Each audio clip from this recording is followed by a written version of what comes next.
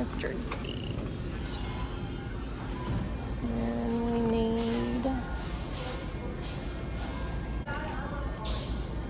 peppercorns.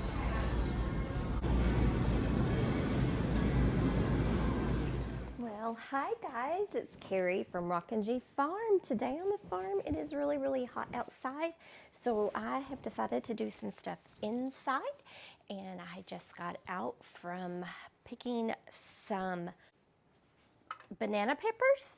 So I've washed them off, and we are going to start canning some banana peppers today. I have got a recipe for spicy banana peppers. It's really, really super easy. I've got my water bath canner on and getting warmed up. I've got my sterilized jars here, and we're going to start with them first. So let me go ahead and get with that. I will put the recipe in the description below. Let me get all settled here, guys.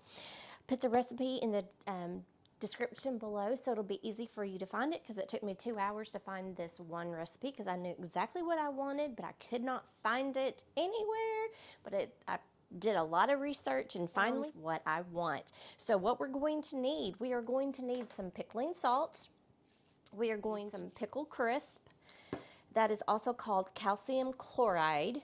We're needing black whole peppercorns, celery seed, and mustard seed, vinegar, water, and sugar. So the first thing we're going to do, we're going to put some of these spices in our jars. So let me go ahead and get these opened up for you. Guys, if this is the first time that you have been to my channel, thank you so much for joining us today. I hope you enjoy our content. If you do, let's give us a thumbs up, like, and a share. And don't forget to subscribe because it is for free. And once you subscribe, right next to that subscribe button is a notification bell. Go ahead and hit that notification bell and you will be notified each time I upload a new video from the farm, the kitchen, or anywhere else here.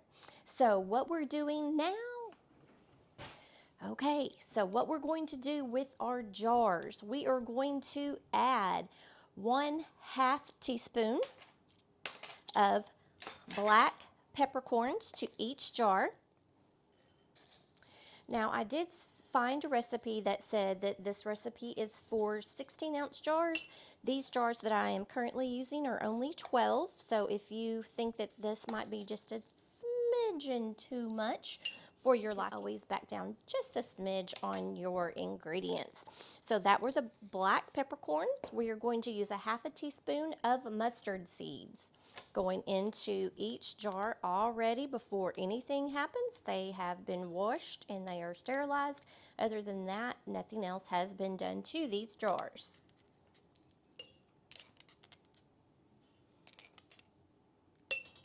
And this gives such a great flavor for your Sunday afternoon pot roast that I've got these lids all wrong. This Sunday afternoon pot roast that you put in your crock pot. So what I use one of these jars of the spicy banana peppers, put my pot roast in my slow cooker, put it in for about 4 to 5 hours on high heat, and this will flavor up your meat so good, and you can use it through the rest of the week. So you have a meal that you cooked with a crock pot on Sunday and then leftovers at least till Wednesday. Okay, so the next one we're going to put in is celery seed, and that is going to be just 1/4 of a teaspoon, just a little bit.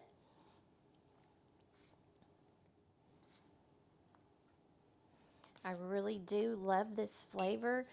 When I was growing up, my mother would always put Lipton onion soup mix in her roast, which was very good, but this makes that roast amp up quite a bit and get some enormous, wonderful, wonderful flavor in it. Also, we are going to put 1/8 of a teaspoon of this pickle crisp granules in there.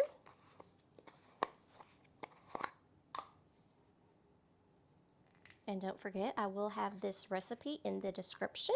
At some point, I will have everything linked to the website, but at this point, I don't have that done just yet. So we are still working on that.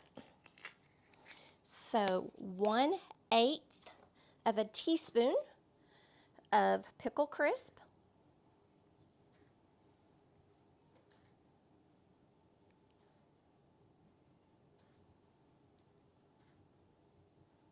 Okay, so now all of our jars are ready.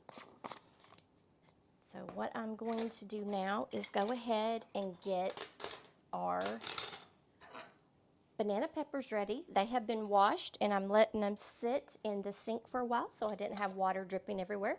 Just gonna go ahead and cut the tops off of the peppers. Now, if you can leave the seeds in if you want, or you can take them out. If you want to take them out, you can roll them a little bit and then tap, tap, tap, and they'll start kind of falling out. So you can do that.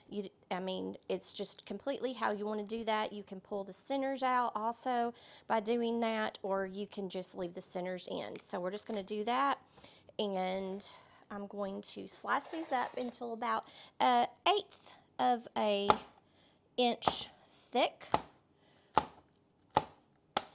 And you probably are really, really, really hearing that. Sorry.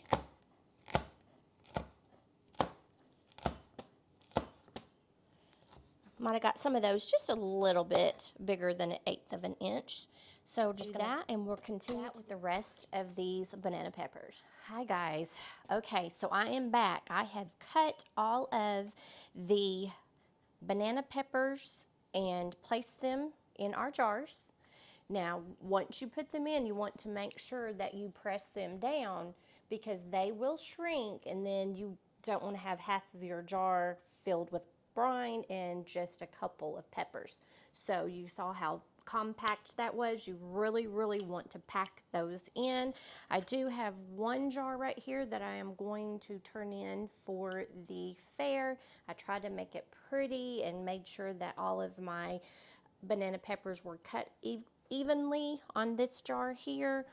I won't be able to write on that or it'll be gone. So one more thing that we're going to add to this is going to be crushed garlic, but I am not going to crush it. I am just going to put the whole clove in. This is fresh garlic out of my garden. I've had it, I think I might have got it last week. Just going to make sure I got it, all the tips off of it. I did wash it, and then I'm just going to push one piece of garlic in the top of that.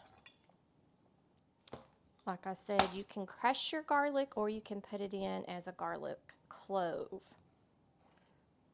This is going to taste really, really garlicky. I like garlic, so that is what I am going to do with mine. In our pan, we're going to get our brine ready. And that is going to be 1 cup of vinegar, 1/2 of a tablespoon of salt, and 1/4 of a tablespoon of sugar, and 1/2 cup of water. And let's see, that's just a tad over a 1/2 cup of water, just a tad. Okay. And I'm gonna have 5% acidity vinegar, and we're going to use 1 cup of vinegar.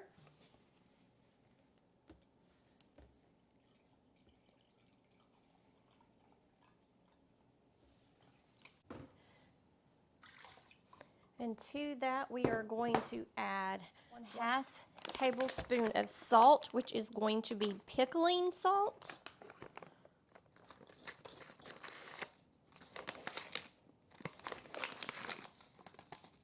One-half of a tablespoon of salt. And a cute note is whenever you cook anything, never, ever, ever, ever, ever, ever, no matter what, double your salt. If you are doubling anything, you never, ever, ever, ever double salt.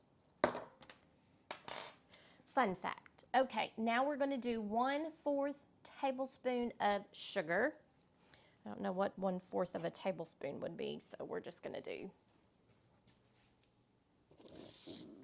a little bit less than a half.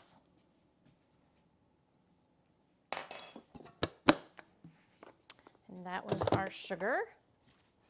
So we've got 1 cup of vinegar, 1/2 cup of water, 1/2 teaspoon, 1/2 of a tablespoon of salt, and 1/4 of a tablespoon of sugar. Never have had 1/4 of a tablespoon of sugar, so don't know what that is. Now we're going to bring this to a boil and we're going to put it over our jars. Okay guys, we're just going to start ladling this new brine in. Now remember that recipe that I just gave you a while ago was for only 1 16-ounce jar, and these are a little bit over 12 ounces. So I have made some more, did some of the calculations in my head and made some more brine. I might have to actually push these down. I think I filled them quite a way full. We are going to fill them to 1/2 inch of headspace, and that means the liquid in there is going to be 1/2 inch underneath the lip of the lid, or the top of the jar. Lots of bubbles in it.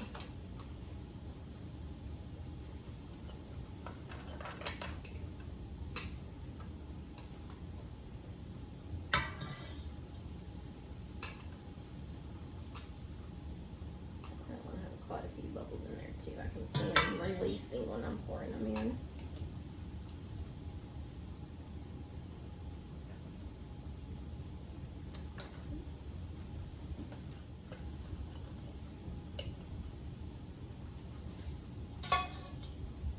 I really do like these ladles. They fit perfect into my funnel and then just almost fills 1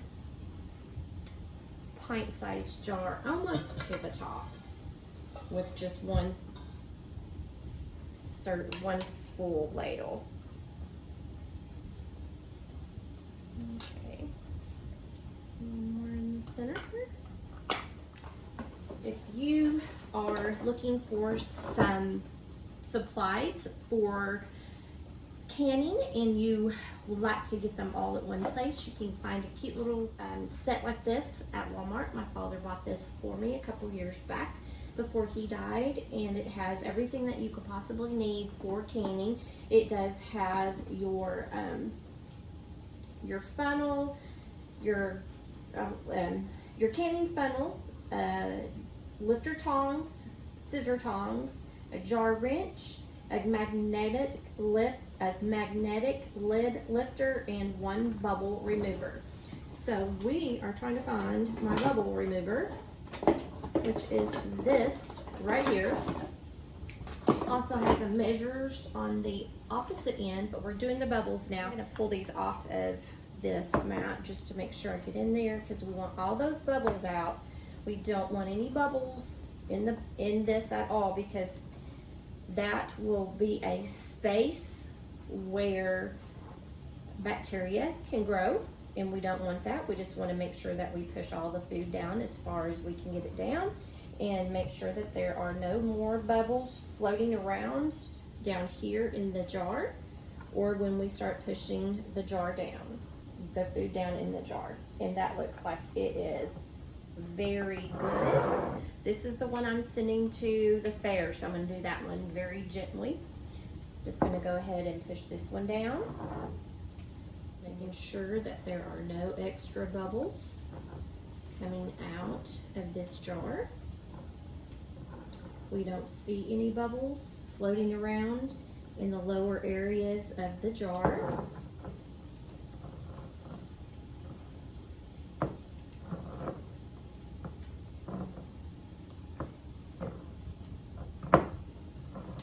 just be careful because that brine in there is hot.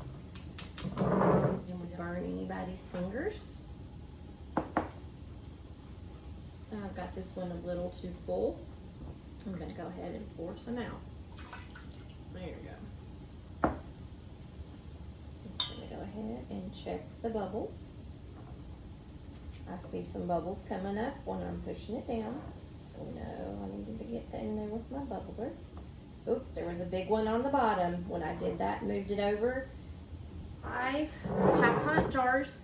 Now I'm going to get you can use a rag or you can use a paper towel. It doesn't matter. Just something that is clean that you can use some vinegar on.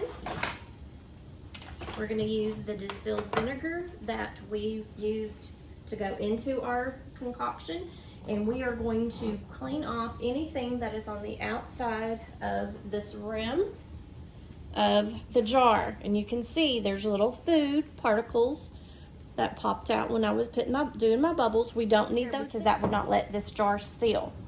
So I'm just going to go around the top of this and around the edges like this. Some people don't do the edges. I like to do the edges just to keep them nice and clean. And then we're just going to make sure that we do the very top of that jar to make sure that that is nice and clean and that nothing popped up there on top of it, so that it would not let the jar seal properly. I'm going to do the whole thing on this side too. You can see where I'm getting some dirt, not dirt, but food particles off. We're going to flip that around so I don't accidentally get those food particles back on top of that rim. Cleaning that off. I see a little bit like peppercorn there. And I'm being a little bit more cautious with these since I am sending them to the fair, so I just want to make sure that everything going into the water bath is going to be looking really well when it comes out. Just really putting a little bit extra time into the outside of these jars. And then now that looks great and wonderful right there, guys. So I'm going to use my magnetic lid lifter and get my lids out of my hot water bath over here. I'm just going to go ahead and use this because that will clean it. Just had water in it and vinegar. And I'm going to pull these out of the hot water bath over here.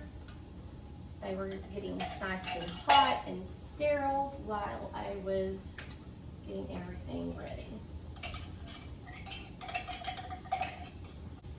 Sterilized and hot lids and our rings. Now our water is at a rolling boil, so we're going to go ahead and leave that there. It needs to be about 180 degrees. So we're going to go ahead and put our lids and our rings on all of our jars.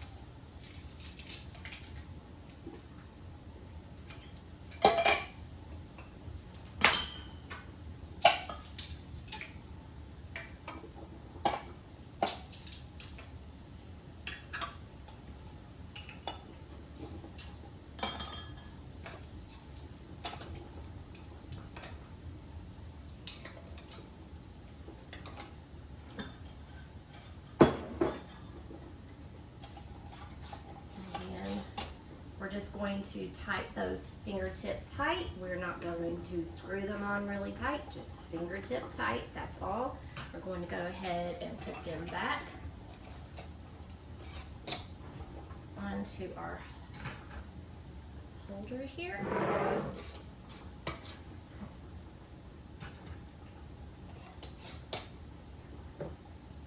That one looks nice. That's the one for the fair. I can tell the way I packed that one. And here is our last one. 10 minutes. So here we go. Put one in the middle and 2 on the side, and that way it will be even.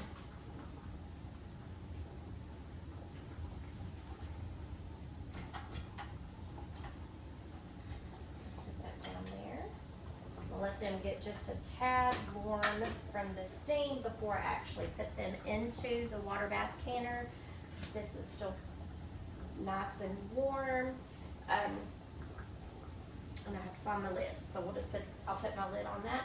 But we're gonna water bath can them for 10 minutes. You wanna make sure that we put them in there, and when they're nice and warm, I don't wanna just drop them in there because they were sitting out over here. The water in my water bath canner is looking just a little low. You need to have it at least 1 inch to 2 inches above the top of your jars when they are in your canner. So I was just adding some more water before I actually put the jars into the, lowered the jars into the canner. Now with this, you can leave your jars you can leave your jars in this container like this so that they can heat up. Since you've had them out on your cabinet, that way there's less of a chance for them to crack.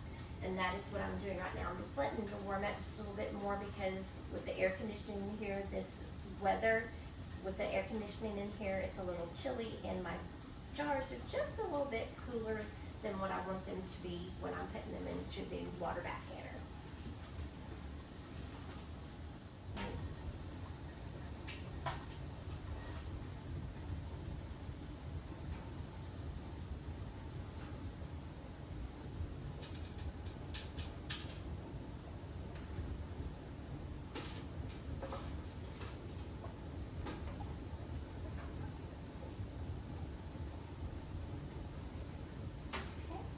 So we're gonna let them water bath can for 10 minutes, and then we'll be right back. Okay guys, my alarm has gone off, so I'm going to turn the burner off and let this sit for 5 minutes, and then we will get everything out of the water bath canner and we will be done for the evening.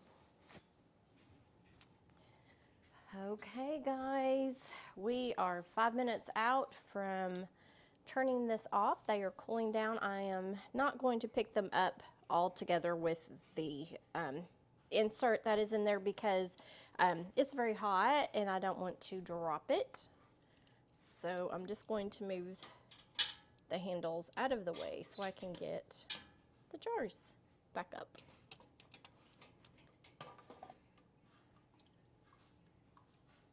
And then we're just going to sit them out on your countertop or your island.